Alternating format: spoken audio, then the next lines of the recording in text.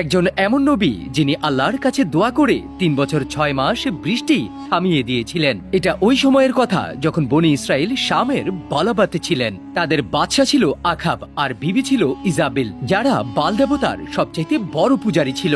বাল একটি পাথরের ভূত ছিল যাকে লোকজনেরা বৃষ্টি আর ফসলের দেবতা মানত। লোকজনেরা আল্লাহকে মোকাম্মল ভুলেই গিয়েছিল। বৃষ্টি চাইতো বাল দেবতার কাছে আর ফসলও চাইতো বাল দেবতার কাছেই। এমনকি জীবনের সব নেয়ামত তারা বাল দেবতার কাছেই চাইতো।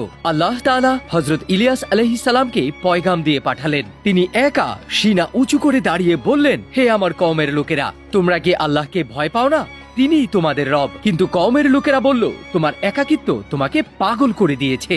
হযরত ইলিয়াস আলাইহিস সালাম আল্লাহ রাব্বুল ইজ্জতের কাছে বৃষ্টি থামিয়ে দেওয়ার দোয়া করলেন, যেন নাফরমান কওমেরা ইব্রত ধরে নেয় যে তাদের বাল দেবতার সেই ক্ষমতা নেই বৃষ্টি নামানোর। আল্লাহই সবকিছু দেন।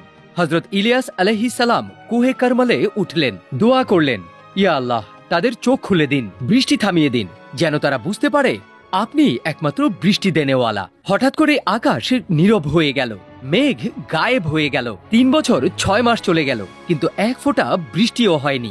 জমিন ফেটে গিয়েছিল, নদী নালা শুকিয়ে গিয়েছিল, কুয়া হয়ে গেছে খালি, আর ফসল গিয়েছিল মরে। জন্তু জানোয়ারও মরা শুরু করলো। বাচ্চারা তৃষ্ণায় কাতরাতে থাকলো। মায়েরা শিশুদেরকে দুধ পর্যন্ত খাওয়াতে পারছিল না। তারা বাল দেবতার পা ধরে কান্না করে, চিৎকার করে, এ বাল দেবতা, আমাদেরকে বৃষ্টি দাও। কিন্তু পাথরের মূর্তি খামোশ ছিল। ওই ৩ বছর ৬ মাস ছিল যেন কিয়ামতের মঞ্জার, যারা বাল দেবতার পূজা করছিল। এর পরের মুজিজা গায়ের পশম দাঁড় করানোর মতো, যা পার্ট 2 তে বলা হয়েছে।